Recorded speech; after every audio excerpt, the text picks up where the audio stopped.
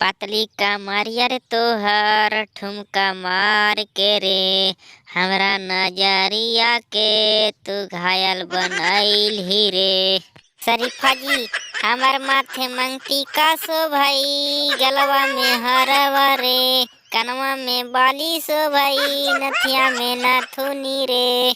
तोहर काने झुमका सो भाऊ, जब तू कस के माराई ठुमका रानी, हमरा जियल मुश्किल कर देली रानी, अब ना पानियों पार हो बाऊ रे। नजर बदल बदल के शरीफा हमरा तू देखा ही रे, पुराना वाला आदत शरीफा काहे ला लगावा ही रे।